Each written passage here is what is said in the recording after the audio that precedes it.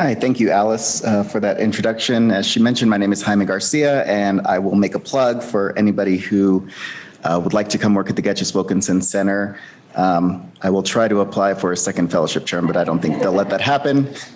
So I encourage you to apply, whether you're here in person or watching on the live stream, if you're interested in some of these important issues affecting the Colorado River Basin.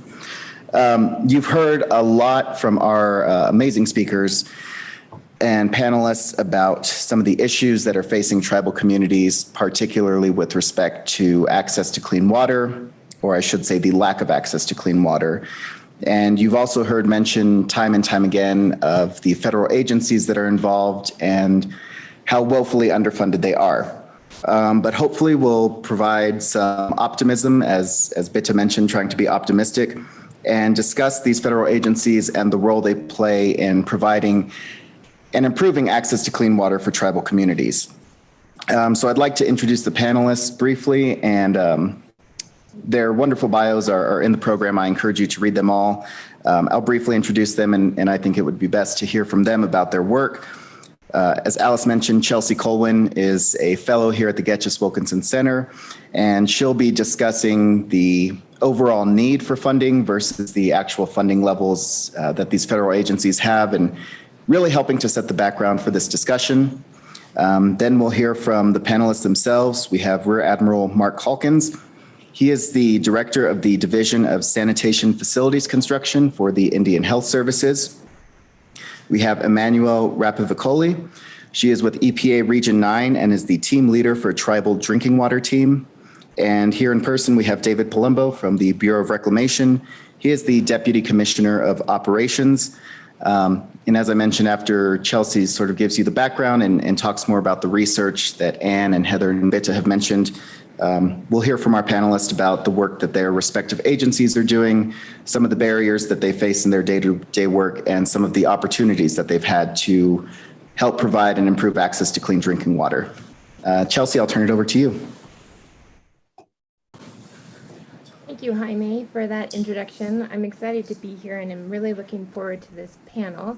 I'm just going to briefly make sure I can hopefully share my screen here.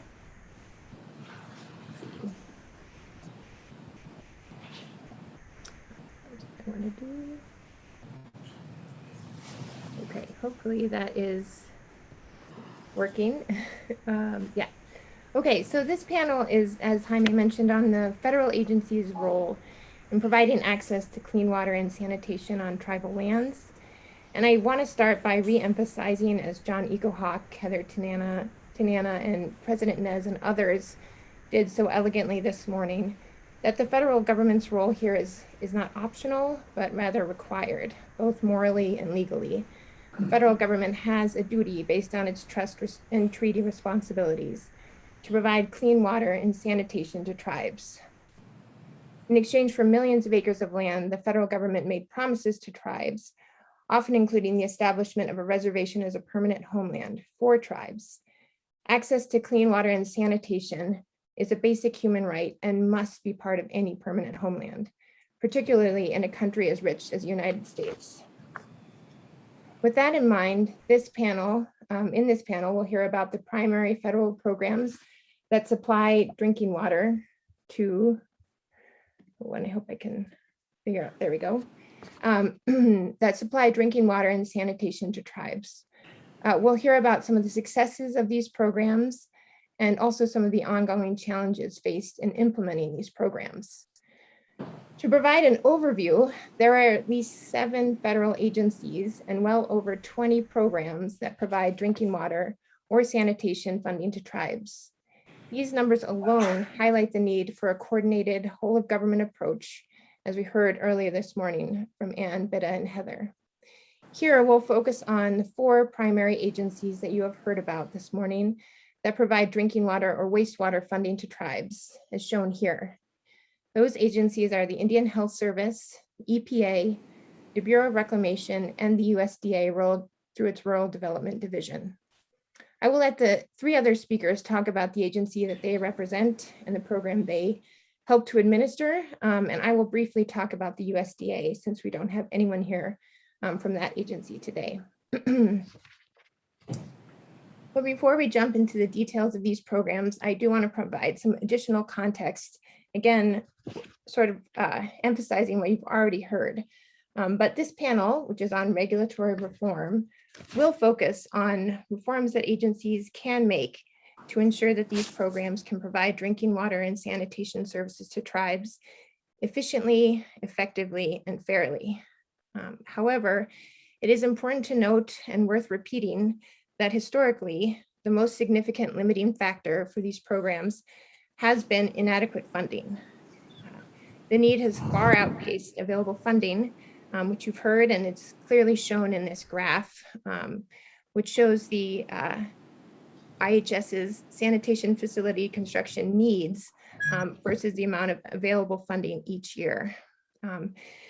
As you'll hear from Admiral Calkins, the SFC program provides funding to design and construct water, wastewater, and solid waste facilities to tribes. And you can see the vast difference here between the need and the available funding each year. And to provide a geographic representation of that need, this is the Indian Health Services Sanitation Facilities Construction's Home Inventory Tracking System, or HIT system. And this system tracks all of the homes, tribal homes, with either water or wastewater deficiencies. Those deficiencies range from level 1, represented by the small yellow dots, which indicate homes that need routine repair and maintenance, all the way up to level 5, by the big red dots, which indicate homes lacking both a safe drinking water supply and sanitation.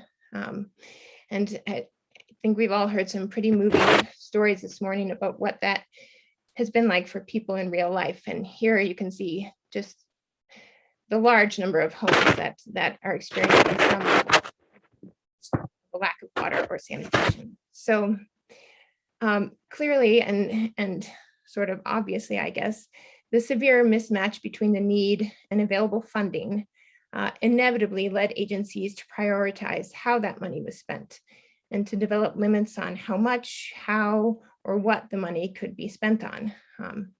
This makes sense since the agencies couldn't fund everything. They needed to draw lines somewhere. However, as you've also heard this morning, with the prospect of adequate funding finally coming through the various infrastructure bills, now is the time to identify and remove, where possible, any other barriers, whether they be in the regulations, guidelines, et cetera, so that this money can be distributed quickly, efficiently, effectively, and justly, so that we can finally achieve universal access to clean drinking water and sanitation for all tribal communities. So, as I said, in this panel, we're going to hear about the successes of the primary programs that provide drinking water and sanitation services to tribes, so we can build off of those successes, and also hear about the challenges so that we can overcome, avoid, or reform things when, and I do hope it's when, the necessary funding finally becomes available to address these issues. Finally, before turning it over to Admiral Calkins, since we don't have anyone from the USDA Rural Development here, I do want to briefly discuss that program. And that their primary program is the Section 306C Water and Wastewater Disposal Grants Program that provides funding for low-income communities that face significant health risks due to lack of access to safe, reliable drinking water or sanitation services. This program is available to rural areas, including tribal lands with a population under 10,000. As shown in the first slide there on the right, that's the program I'm talking about. It has a $2 million cap for each project. In 2016, the Mountain Ute, whose reservation includes lands both in Utah and Colorado, received $9 million in direct grants under this program to provide water and wastewater infrastructure. The funding helped to remedy unsafe levels of arsenic and other contaminants in drinking water and provided much needed upgrades to aging infrastructure. Now, I mentioned that $2 million cap, so you may be wondering how they were able to get $9 million in 1 year. They were able to do so by allocating costs to 4 distinct projects: a water project in Colorado, a wastewater project in Colorado, a water project in Utah, and a wastewater project in Utah, which gets us up to $8 million under the $2 million cap per project. The additional funding came from excess funds that are sometimes available when other rural development state offices do not use all of the allotted funds. So I wanted to provide this as an example, which demonstrates, first of all, the creativity and nimbleness of the Ute, Mountain Ute, and Rural Development Utah and Colorado state offices, and to show how they were able to work within the limitations of the program to find a solution that otherwise would have taken 4 to 5 years of funding to complete.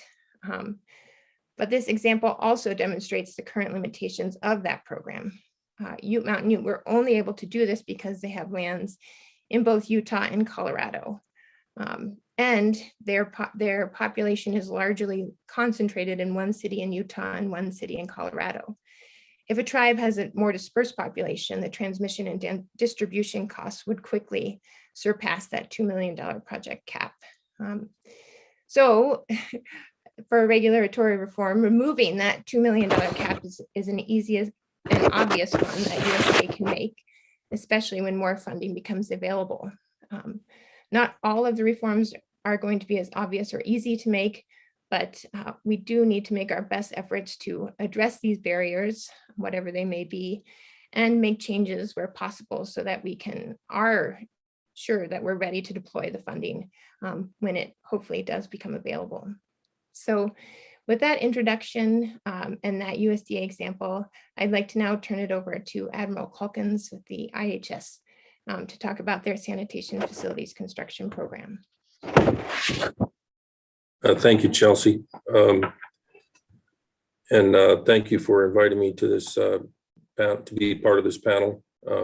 Certainly was hopeful that I could be there in person, but IHS has travel restrictions due to the pandemic, and I wasn't allowed to be there. But certainly once this goes away, and if this panel comes back up again, I would be honored to come back and present and be part of it. But my name is Mark Calkins. I'm the director of the Sanitation Facilities Construction Program here in Rockville, Maryland. Just to give you an overview of the program and talk about maybe some of the successes and challenges that we face.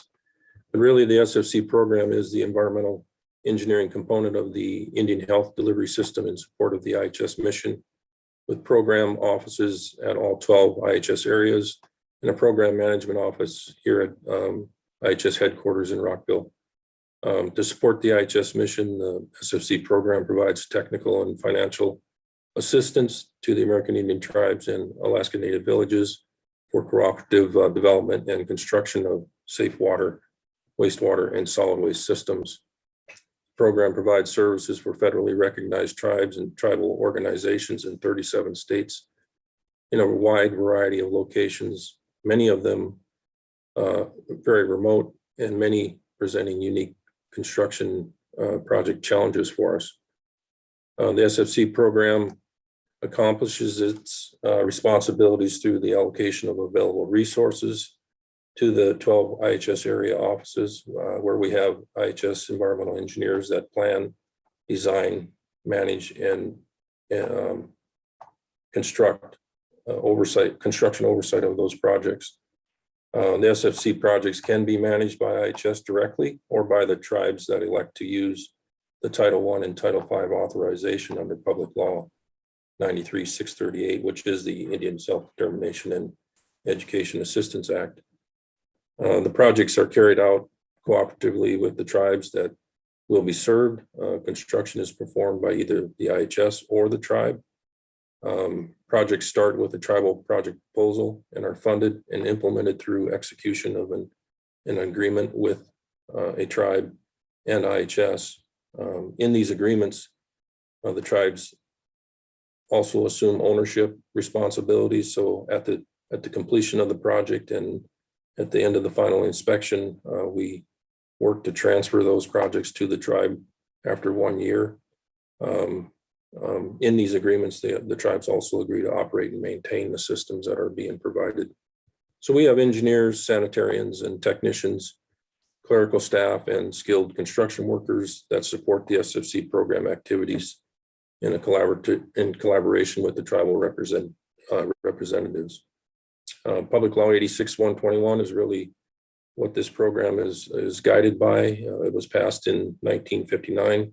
It authorized the IHS to provide essential sanitation facilities to Indian homes and communities. And as such, the program has become an integral component of the IHS disease prevention activities and has carried out those authorities since 1959. The provision of sanitation facilities by the SSC program has been shown to reduce healthcare expenditures related to respiratory, skin, and soft tissue and gastroenteric diseases. For example, in FY20, we estimated that every dollar spent on water and sewer infrastructure saved $1.18 and avoided direct healthcare costs related to these illnesses. So this really demonstrates that the program is very impactful and that this is money well spent in our efforts to address these needs in Indian country. The Indian Healthcare Improvement Act, which is Public Law 94-436, that is the other law that governs our program, that became into law in 1976 and established the requirement that the IHS maintain inventory of the sanitation facility deficiencies for new and existing Indian homes and communities. And then we are required to prioritize those deficiencies and report them to Congress on an annual basis. So Public Law 94-437 reaffirms the nation's commitment to the provision of sanitation facilities for Indian homes and communities.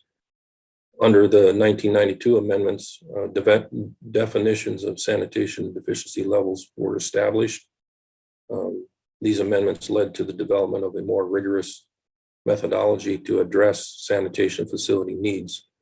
And as a result, the IHS developed the Sanitation Deficiency System, referred to as SDS, and it has become a vehicle through which needed facility upgrades are identified and prioritized for funding by IHS and other federal agencies.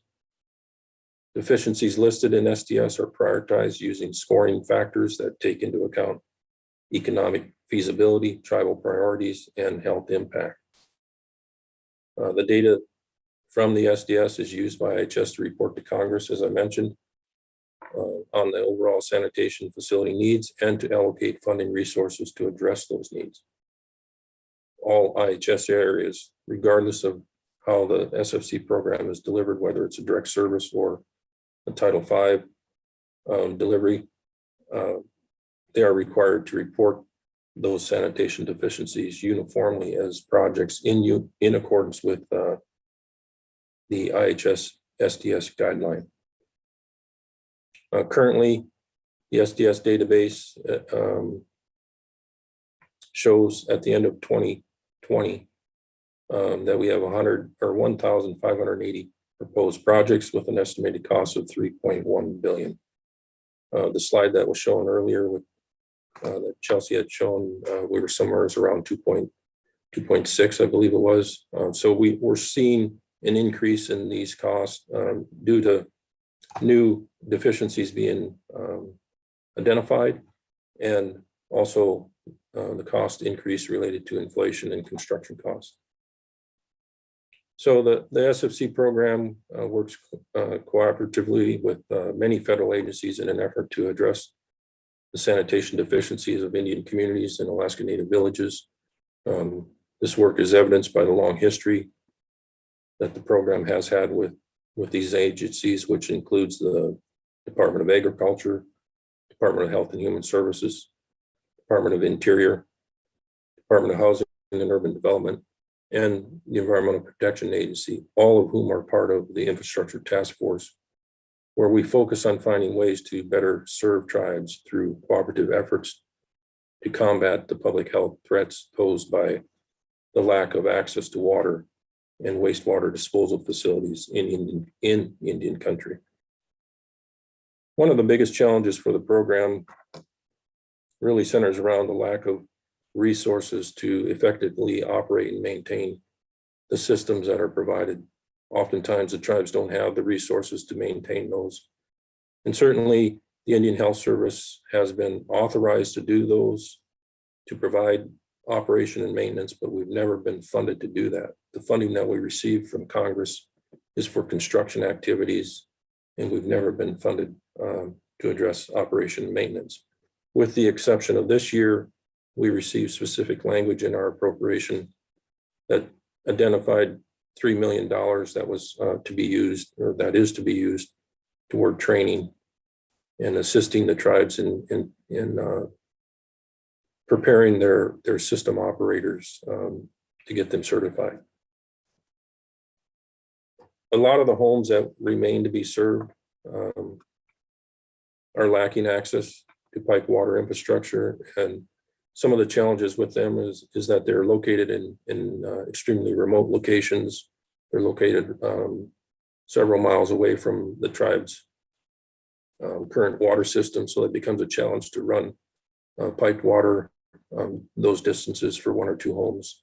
And then also there's a lot of homes that are located in very harsh geographic climates, like up in Alaska, where the cost to serve those is just over the top. For example, capital cost for some of these facilities can be over 1.7 million per home served. So that becomes a challenge. And then once the facilities are installed in these remote locations, it's a challenge for that community to operate and maintain them in those harsh climates. So that's really the biggest challenge that we have. Yet another challenge that we have is effectively identifying those homes that don't have piped water. We encourage the homeowners, when they reach out to us, to have them reach out to their tribal leadership, who then communicates that information to the Indian Health Service. The Indian Health Service in our various tribes that we work with, we work on a government-to-government relationship. So we try to honor that as best we can and ensure that the homeowner, when they do come to us, they reach out to their tribal entity to share that need and to get it communicated to the Indian Health Service so we can move forward and identify and put that on a project. As it relates to the operation and maintenance piece, the Indian Health Service has taken steps to estimate the costs associated with effectively operating a tribal water and wastewater system. And we're expecting to have those reports completed by the end of this fiscal year. So we can share that with Congress, so they can have a good understanding of what that cost might be if they ever choose to fund it. So with that, I'll turn it over to the next panelist and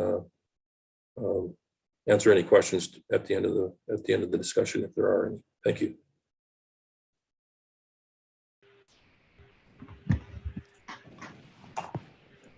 Great. Hello, everybody. I'm Emmanuelle Rapicavoli. I'm the team leader for the Tribal Drinking Water Team at EPA in Region 9.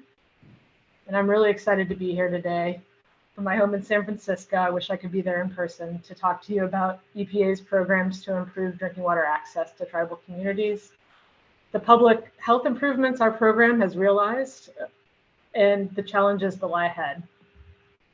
So I'll start with a little bit of background about our regional program and then move into some of the successes and challenges. So in Region 9, we oversee environmental programs for 148 federally recognized tribes, covering half the Indian land in the country, in the states of California, Arizona, Nevada, and the Navajo Nation. Our team runs both a regulatory program and 2 infrastructure grant programs under the authorities in the Safe Drinking Water Act and the Clean Water Act. Our regulatory program's objective is to ensure safe drinking water quality is delivered to consumers by over 300 public water systems on tribal land. And this is primarily achieved through extensive monitoring, public notification, and on-the-ground evaluations of the water systems called sanitary surveys. Close to 90% of the water systems that we regulate are considered very small, are geographically remote, and they're often challenged by naturally occurring contaminants such as arsenic and nitrate. To assist tribes in meeting Safe Drinking Water Act requirements, the region directs a robust technical assistance and operator training program. We also separately fund operator certification courses to build tribal capacity to operate and maintain public water systems. As a complement to our regulatory program, our team runs 2 infrastructure programs that are set aside of the Drinking Water and Clean Water State Revolving Funds. Through these set-asides, our regional program awards a combined $20 million per year to tribes to plan and construct water and sanitation projects. We rely heavily on our partners at the Indian Health Service to plan, design, and oversee those projects. One thing we do a little differently in our region on the drinking water side that I think is worth mentioning here is that we run a separate project solicitation for drinking water projects. And we use a health ranking system to prioritize the most acute water quality challenges at these water systems. And that process and ranking process came about at the request of tribal leadership at the onset of the set-aside program. And while it's a higher level of effort for EPA, it's really allowed us to realize public health benefits and better direct the limited funding that we've received towards our mission. A little bit about what I enjoy most about our program and what I think has been integral to our success is our relationships. And firstly, those relationships with individual tribal water utility staff and tribal leadership. My staff works really closely with each water system to understand their unique challenges and build trust. And it's through those relationships that we can best support those water operators and direct our technical assistance providers and identify resources that will benefit their utilities. Of similar import are the relationships we have with our federal partners, primarily at Indian Health Service, but also at the DOR, HUD, and Rural Development. And more recently with the state programs in California that have been able to fill gaps where EPA and other federal partners haven't to assist tribal water systems. Now, looking back over the last 24 years, since the Safe Drinking Water Act amendments created the Drinking Water Tribal Set-Aside, we've made great improvements to drinking water quality in Indian country. And the one that rises to the top for me is the reduction in arsenic levels in the drinking water served in tribal communities. It's really a public health achievement that illustrates the value of our partnerships and sustained efforts towards a common goal. So a little background on arsenic. In 2006, EPA finalized a new maximum contaminant level for arsenic, reducing it from 50 parts per billion to 10 parts per billion. And at that time, close to 1/3 of the tribal water systems in Region 9, or close to 100 water systems, were out of compliance with the new MCL. Now fast forward to 2021, and less than 3% of these water systems are not regularly meeting EPA's arsenic standard. That's roughly 100,000 people who now have access to better quality drinking water. To realize this achievement, Region 9 invested $42 million, or roughly 1/3 of all of our drinking water infrastructure funding that we've received since the program's inception in 1997 to fund projects that address arsenic contamination. For many water systems, the installation of treatment was feasible and effective. But for some of the most remote tribal communities and those with more challenging water chemistry, treatment was not a technically feasible option. The project I'd like to highlight that exemplifies those limitations and coordinated federal efforts is the Hopi Arsenic Mitigation Project. The HAMP, or HAMP. The HAMP is a $25 million project to construct a new rural water system that will deliver arsenic-compliant water to over 6,000 people at 4 water systems on the eastern side of the Hopi Reservation. And realizing this project took extensive coordination between EPA, IHS, the Hopi tribe, and the Hopi villages that are independently governed. The villages are small, remote, and have very challenging water chemistry that's difficult to treat with conventional absorptive media. So first identifying an arsenic compliant source that could serve these communities took several years, and then establishing a new tribal utility that would operate the water system and negotiate agreements with individual village leadership was also a huge milestone. And while $25 million may not sound like a large price tag when Congress is currently debating a $1 trillion package, That amount is more than 3 times what our region receives on an annual basis for all of our tribal drinking water projects. So it took extensive multi-agency coordination and funding plans, and frankly, leadership to get it off the ground. And that's where we've really benefited from our partnerships with IHS and the tribe. And the great news is that the water system is currently under construction and scheduled to be commissioned sometime in 2022. So if you invite me back next year, I hope to report that our number is closer to 0 in terms of arsenic non-compliant water systems. Lastly, I want to touch on the challenges and continued barriers to fully realizing equity to clean water access in tribal communities. The biggest barrier we see, and one that Admiral Calkins touched on across tribal land, is really the lack of funding to support operations and maintenance activities, particularly in the most disadvantaged communities. Most water systems that we work with have very small user bases that are not able to financially support the necessary O&M activities that ensure the safe delivery of drinking water and maintaining their infrastructure investments. In this vein, EPA's technical assistance and operator training programs can only go so far. Establishing a dedicated funding source to support operations will go a long way towards improving access.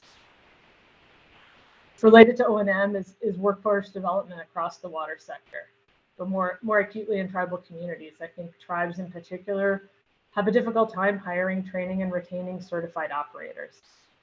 And while we've been expanding our operator training programs to help meet this need, in many cases it comes back to funding to support the staffing at the water utility. We're also looking towards building tribal capacity, not just in operations, but in project management, and I think that will advance equity.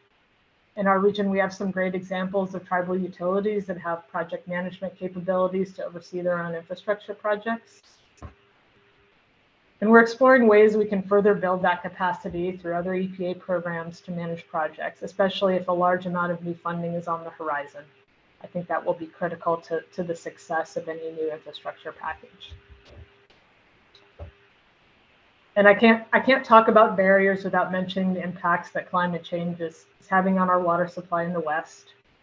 We're continuing to see water shortages, prolonged drought, and wildfire impacts affecting the ability of tribes to maintain sustainable water operations.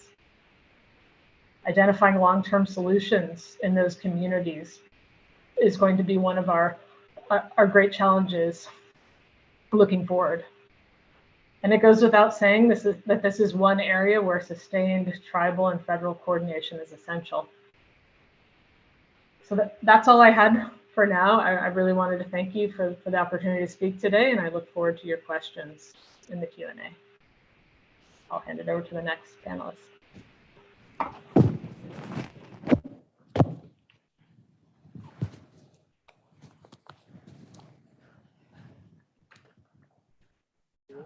Okay, thanks. Hi, everybody. I'm Dave Palumbo. It's great to be with you all. Very much an honor to be up here. Wanted to speak to you a little bit about Reclamation's programs related to Native American affairs, things we're doing with respect to our water programs. And really look forward to questions and some dialogue at the end or in between sessions or after this conference altogether. So a few things regarding Reclamation and our fundamental mission when it comes to our Native American Affairs program, one of which is rooted in tribal sovereignty. That's key to our mission in Native American Affairs, to ensure that we are working with tribes on a sovereign-to-sovereign basis, that we're upholding our federal responsibilities, not just our trust responsibilities, but our responsibilities with respect to basic human rights. And finally, again, we want to strengthen that government-to-government relationship, and I'll speak a little bit more about that. Our program in Native American Affairs is divided up into 3 principal areas. They're not mutually exclusive by any means. The first of which is to support Indian water rights settlements, and I'll speak a little bit about those here in just a minute. The second is our technical assistance program for tribes, building capacity, doing some work on the ground outside of the settlement context, very critical for reclamation. And then third is outreach to tribes as a catch-all for whether it's government-to-government consultation, supporting that, whether it's related to getting to a settlement, whether it's related to implementing some technical assistance to tribes. A little bit about our funding. Funding is obviously a common theme here, but just to understand where we are from a status quo perspective and what the Biden-Harris administration has done this year with our 2022 budget to try to bump it up as much as we can. And we're really looking forward to the infrastructure bill, or reconciliation bill, and we're very optimistic about that. Our technical assistance program, last year, President's budget was $10 million. We doubled that to $20 million. The settlements, I've broken down into three broad categories. One is discretionary funding. That is the annual appropriations that we seek to implement tribal water rights settlements. The second is mandatory funding. Many folks are probably familiar with the Reclamation Water Settlements Fund that provides $1.2 billion over a 10-year period, so roughly $120 million a year that we're using to implement Indian water rights settlements. And then we have a variety of programs such as under the Arizona Water Settlements Act. We have our Lower Colorado River Basin Development Fund, and about $50 million a year is going towards implementing water rights settlements. And then we have a rural water program, and you heard Ann, Heather, and Bitta speak about rural water and the needs there. There's a tribal component that we have for rural water, about $40 million in construction and about $25 million in O&M activities. I mentioned those funding dollars again, just to set the context. Our need is much larger. It's in not in millions, but in billions. We have completed 34 or 38 settlements since 1978. There's 286 federally recognized tribes in the 17 Western states. And we believe there's probably over 200 water rights settlements yet to effectuate. And so the need is quite large. Just to give you some factoids about where these settlements occur, I won't go through the entire slide, but you can see the states that have had settlements with federal legislation, and then also the years in which these settlements were implemented. Where the reclamation supports Indian water rights settlements. Right now, we have 2 assessment teams. That is, we're working to see if there is something there that we can work on to get to a settlement. We have 20 ongoing negotiations and implementing 18 water rights settlements currently. We provide technical support through that process, whether it's putting together planning documents to come up with cost estimates to see what it might cost to get a settlement passed. We spend quite a bit of our effort with those type of activities. In the interest of time, I'm gonna skip ahead, talk a little bit about our technical assistance program. Fundamentally, I'll just say, we heard about capacity building. That is a focus area of our technical assistance program. There's lots of things that we do under technical assistance. You saw the $90 million need number from Ann, Bitta, and Heather. And right now we've got $20 million for 2022 to perform a variety of activities, but one of our focus areas is technical assist or capacity building, and I'll speak to that here in just a moment. Let me move forward to what Reclamation's priorities are. The first one is wet water. It's really what the universal access to clean water is about, is bringing molecules of water to those that need it.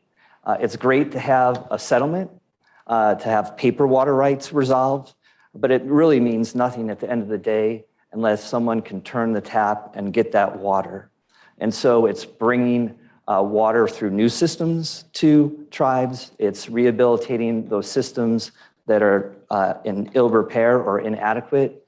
It's looking at water quality, and it's looking at O&M, those themes that have been already eloquently spoken to. Another priority, as I mentioned before, is capacity building.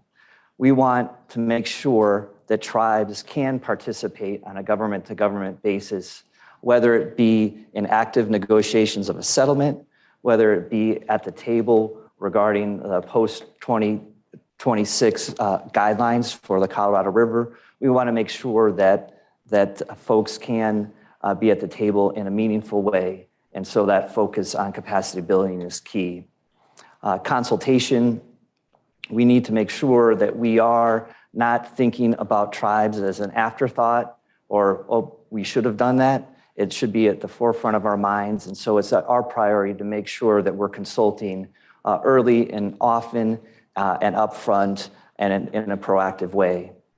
And the last item in terms of a priority, again, Anne talked about it in terms of a whole of government approach. There's so many wonderful programs that the federal government has, and they certainly can be leveraged in a more productive way by complementary activities, supplementary activities, just looking at ways to reduce inefficiencies.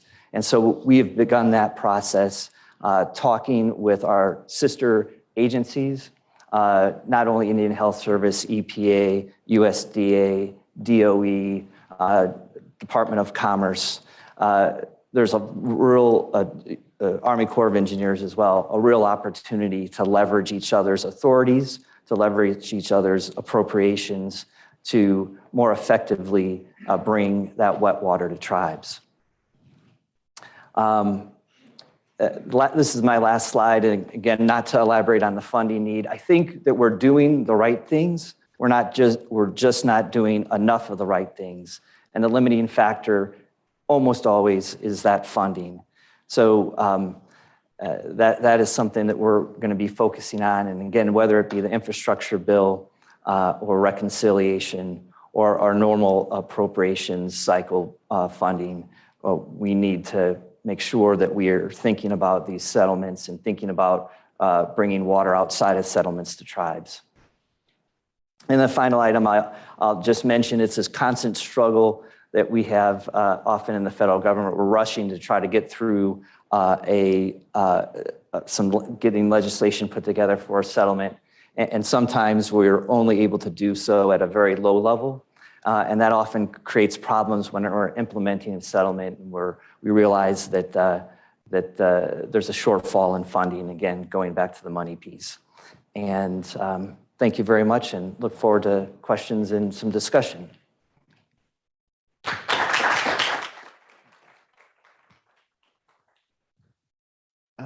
Great, and I want to thank all of our panelists. And before we open it up to audience questions, I just real quickly want to throw something to the panelists. There's been a lot of important talk about the government-to-government and sovereign-to-sovereign relationships, but also the real personal connections. We've heard the stories today from our amazing panelists who shared their personal touching stories. And I know on the government side, the three of you and all of your staff members are equally as passionate about bringing clean water to these people. How can you ensure that these personal, individual relationships get translated to, enforceable policy, ensuring that consultation does continue to happen even after you leave office, ensuring that those relationships you have built with tribal governments or other federal agencies continue long after you and your staff have left office? Easy question, I know. Maybe I'll go first and then pitch it to the virtual world. I think you mentioned those personal relationships, and those are key to develop. And I think it takes a commitment to follow through with the promises and with the promises that are made on that personal level. And how do you institutionalize that is difficult. I think public service is a great call. And I think if we have enough people in public service that are operate and with integrity and try to fulfill the promises that are made is key. Can you regulate that into law or institutionalize that? That's a difficult question. Maybe the other panelists have a better answer than that. Yeah, I can go next. So the way the Indian Health Service, I think that we would carry on after I'm long gone.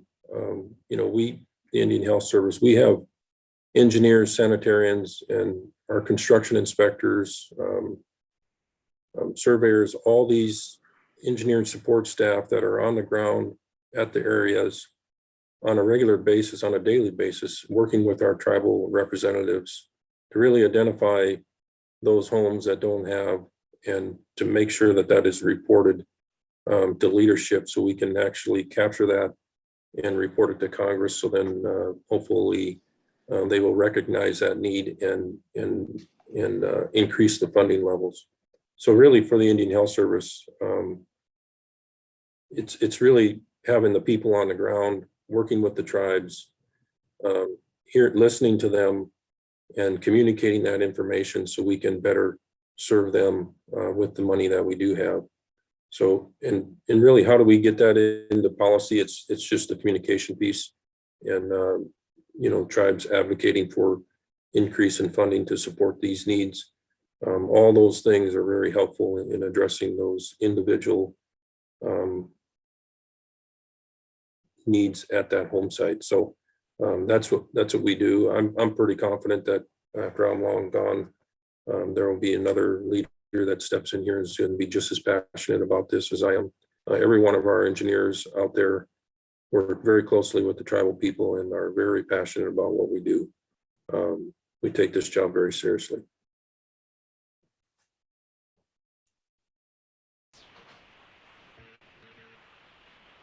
I can speak a little bit to EPA's kind of leadership direction. We, you know, like I said in my kind of opening remarks, that those relationships are what make our program successful. And kind of in our region, we've been really fortunate that we have kind of longevity on our team. But and one thing we're looking to do is to kind of fortify our succession planning so those relationships are sustained. A lot of what we do, I think previous folks have touched on, is just in our data management and keeping keeping our records up to date so that those can be easily handed off to a successor.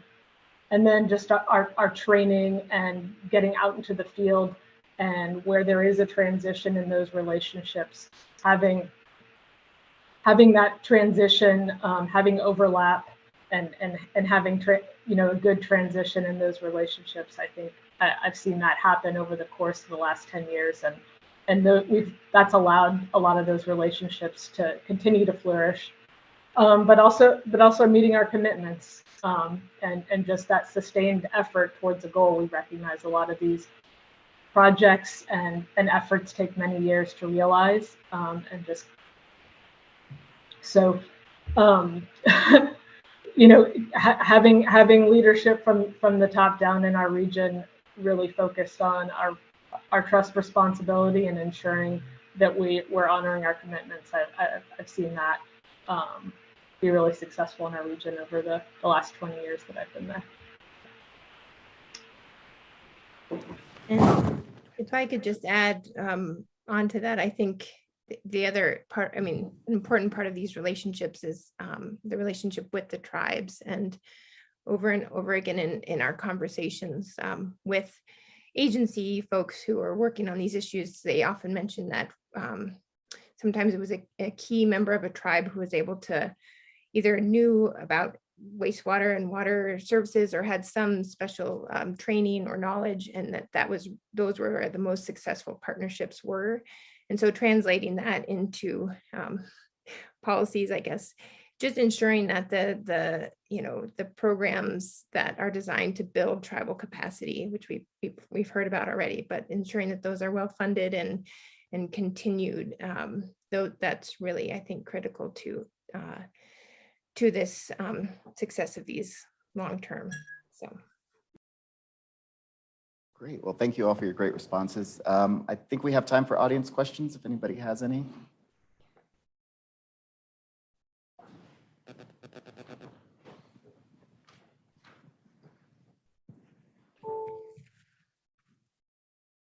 For the presentations. So I was curious, David, you mentioned an opportunity for increased efficiencies with the existing funding and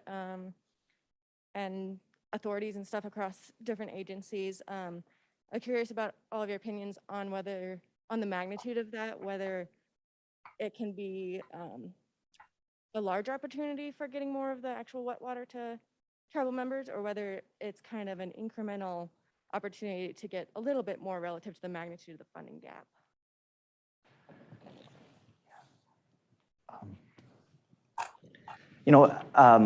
I think that depending on what magnitude of money comes in, I think there can be some very significant, it's always incremental in my mind. It's those steps. It's whether you're taking a baby step or an adult step. And I think if the money comes in, working with other federal agencies, we would have an opportunity to make a big step.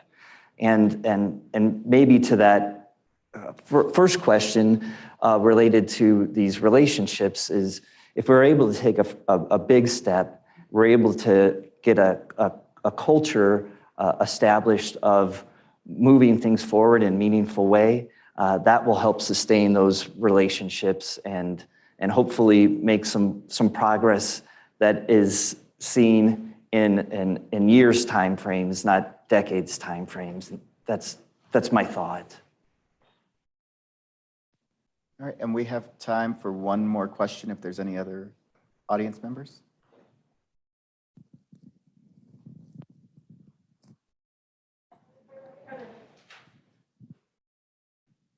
Thank you. I don't know if you can hear that. Thank you very much. I know I've spoken with many of you, and the commitment that these agencies folks have to this issue is real. And so I really appreciate it. My email feeds this morning were talking a lot about potential government shutdown. So I'm curious from the different agencies, if that happens, how does that impact your work? And how do you think, if it does impact, we might be able to insulate these critical projects from future shutdowns?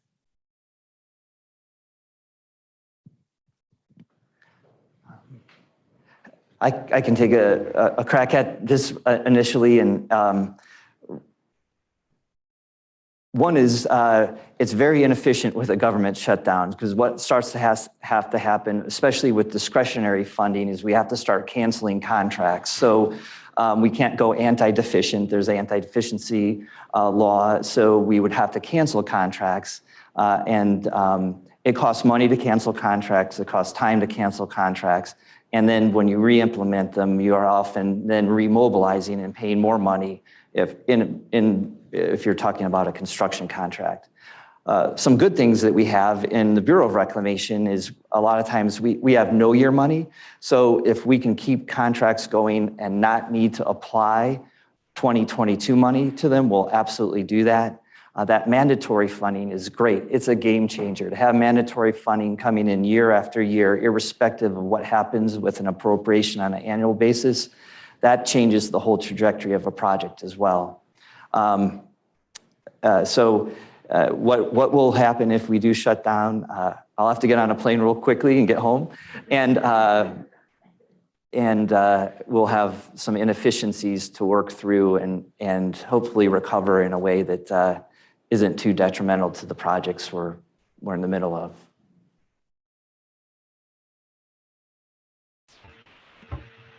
I'll just touch on some more of what David touched on as it relates to the funding piece. All of our SFC project funds are ex-year funds, so that doesn't really have an impact on us. Where it does impact us if the government shutdown is in our staffing, where we provide that oversight. So if we have a federal contract where we, the federal government, are doing most of the oversight and not the tribe, that has an impact on those projects, and they could put them into a delay situation. But we also have what we call as tribal procurement, where the tribe is actually running those contracts. They've done the advertising, they've hired their contractor, and IHS is just there to provide technical advice and input as that construction project moves along. So, there will be an impact.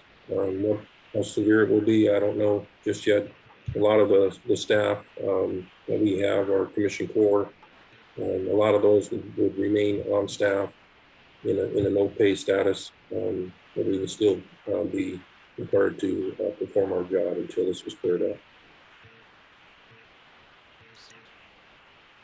And I'll just add from EPA, from the EPA side, I'm very hopeful that we don't have a government shutdown. They can be disruptive, not so much in our program funding, because it does seem, at least historically speaking, we get our funding and have no year funds, and eventually Congress passes an appropriations bill to fund our programs. But the uncertainty is challenging, and where it really plays out is with kind of this now culture of continuing resolutions, and that kind of inhibits our ability to hire more folks and staff up. If we are going to see a big infrastructure bill coming our way, we need to be able to hire and staff to manage that funding.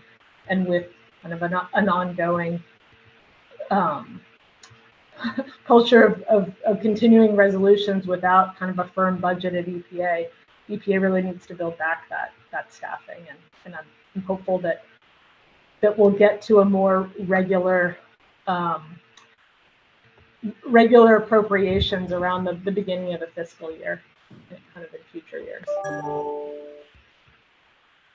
Great. So that's all the time we have. I know I'm standing between you and lunch, so I would just like to close briefly by saying, as Anne and Bitta, Heather, and everyone have mentioned, we are on the cusp of not just recognizing this problem, but finally with, as someone said, when the congressional funding gets passed, an opportunity to address these issues. And hopefully we have left you with some optimism. And I would just like to echo Alice's plug to apply for the GWC fellowships, and echo what David said, that there is really no higher calling than public service. And so I would like to thank all of our panelists, not just for their time, but also for their service towards these important issues, and implore all of you to consider getting involved where you can. And with that, I'll turn it back over to Alice.